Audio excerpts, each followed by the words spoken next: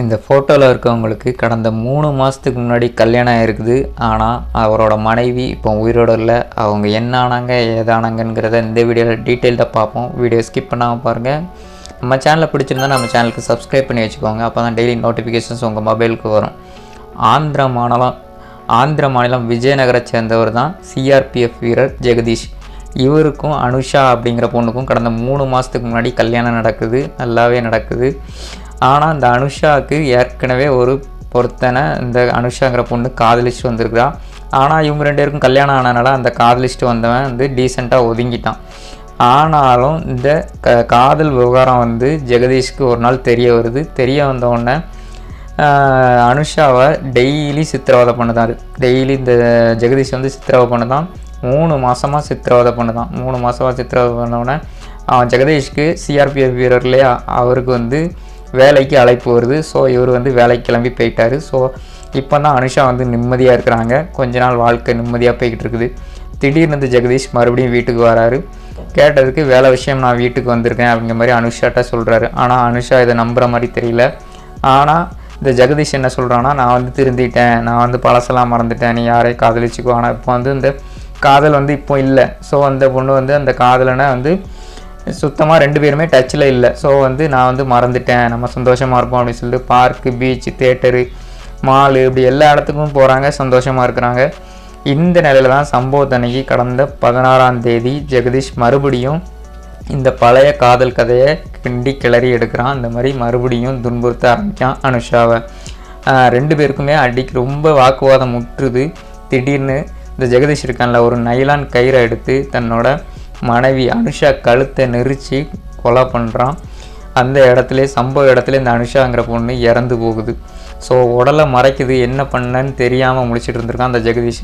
முழிச்சிட்டு இருந்தோடனே சரி இந்த உடலை எடுத்து நம்ம ஒரு புதருக்குள்ளே தூக்கி வீசலாம்னு சொல்லிட்டு அனுஷாவை தூக்கிட்டு போய் ஒரு புதருக்குள்ளே தூக்கி வீசிட்டு உட்காந்து பிளான் பண்ணுறான். நம்ம என்ன பண்ணலாம், இந்த கொலையிலேருந்து தப்பிக்கிறதுக்கு என்ன பண்ணலாம் அப்படிங்கிற மாதிரி யோசிக்கிறான். அப்படி யோசிச்சுட்டு இருக்கும்போது தான் இந்த அனுஷாவோட பழைய காதலன் பிரசாந்த், பழைய காதலன் பேர் பிரசாந்த், அவன் ஞாபகத்துக்கு வருது. ஸோ என்ன பண்ணுறான் அப்படின்னா, இந்த பிரசாந்த் என்ன பண்ணுறான்னா அனுஷாவோட மொபைல் எடுக்கிறான். அனுஷாவோட மொபைல் எடுத்து அனுஷாவோட அம்மா, அப்பா, அதுக்கப்புறம் அனுஷாவோட அண்ணன் 3 பேருக்கும் தனக்கும் அவன் மொபைலுக்கும் ஒரு மெசேஜ் அனுப்புகிறான். என்னென்னா, என்னோட முன்னாள் காதலன் பிரசாந்த்கிட்ட எனக்கு ரொம்ப அடிக்கடி தொல்லை பண்ணுறான். ஸோ நான் உயிரை விட போகிறேன் அப்படிங்கிற மாதிரி ஒரு மெசேஜை அனுஷாவோட அம்மாவுக்கும், அப்பாவுக்கும், அண்ணனுக்கும், அவனோட மொபைலுக்கும் அனுப்பிச்சி விட்ருதான் அவனே எடுத்து. ஸோ இதை பார்த்த அவனோட அம்மா, அப்பா, அண்ணன், அனுஷாவோட அம்மா, அப்பா, அண்ணன் பதறி போய் என்ன பண்ணுறாங்க அப்படின்னா போலீஸில் போய் கம்ப்ளைண்ட் பண்ணுறாங்க. இந்த மாதிரி என்னோடய பொண்ணு மெசேஜ் அனுப்பியிருக்கிறா, ஸோ என்ன ஆச்சு ஏதாச்சுன்னு கண்டுபிடிங்க அப்படின்னு சொல்லி போலீஸ்க்கு போய் கம்ப்ளைண்ட் பண்ணுறாங்க. போலீஸ்காரங்க விசாரணை ஆரம்பிக்கிறாங்க. அனுஷாவை தேட ஆரம்பிக்கிறாங்க. தேடி கடைசியில் ஒரு புதருக்குள்ளே அனுஷாவோட உடல் கண்டெடுக்கப்படுது. இதை பார்த்த அனுஷாவோட அம்மா, அப்பா, அண்ணெல்லாம் பதறி போய் பிரசாந்த் மீது கம்ப்ளைண்ட் பண்ணுறாங்க. கம்ப்ளைண்ட் பண்ணி பிரசாந்தை கைது பண்ணுறதுக்கு சொல்கிறாங்க. ஸோ இதை பார்த்த ஜெகதீஷும் கதறி அழுதான். இந்த மாதிரி அனுஷாவோட உடலை பார்த்ததும் கதறி அழுதான். இதை பார்த்த போலீஸ்க்கு கொஞ்சம் சந்தேகம் வந்திருக்கு. ஏன்னா இவன் ஓவர் ஆக்டிங் விட்டுருக்கான். ஏன்னா கொன்னதே இந்த ஜெகதீஷ் தான் இல்லையா. அதனால் இவன் அழுதுறதில் அவங்க போலீஸ் பார்த்ததில் இவங்களுக்கு ஜெகதீஷ் மேலே சந்தேகம் வந்திருக்குது. ஜெகதீஷை பிடிச்சி விசாரிக்கிறாங்க. அவங்களோட பாணியில் விசாரணை ஆரம்பிக்கிறாங்க. ஜெகதீஷ் விசாரித்தோடனே அவன் எல்லா உண்மையும் சொல்லியிருந்தான். இந்த மாதிரி நான் தான் அனுஷாவை கொன்னேன், நான் தான் நைலான் கயிற்றில் கழுத்து நெரிச்சு கொன்னேன் அப்படிங்கிற உண்மையை ஒத்துக்கிறான். ஸோ இப்போ ஜெகதீஷ் கைது பண்ணப்பட்டு சிறையில் அடைக்கப்படுறான். ஸோ இதுதான் இந்த சம்பவம். ஸோ இந்த சம்பவத்து மூலமாக நம்ம என்ன தெரிய வரோம்னா, ஒரு பொண்ணு காதலிச்சிருக்குது, கல்யாணத்துக்கு முன்னாடி காதலிச்சிருக்கிறாங்க. ஸோ கல்யாணத்துக்கு முன்னாடி நிறைய பேருக்கு ஒரு காதல் கதை இருக்கத்தான் செய்யும். இல்லை யாருக்குமே ஒரு எல்லாருக்கும் ஒரு காதல் கதை இருக்கும். ஸ்கூல்லையோ, காலேஜ்லேயோ, இல்லை படிக்கும்போதோ, இல்லை வேலை பார்க்கும்போதோ ஏதாவது ஒரு இடத்துல காதல் இருந்திருக்கும்.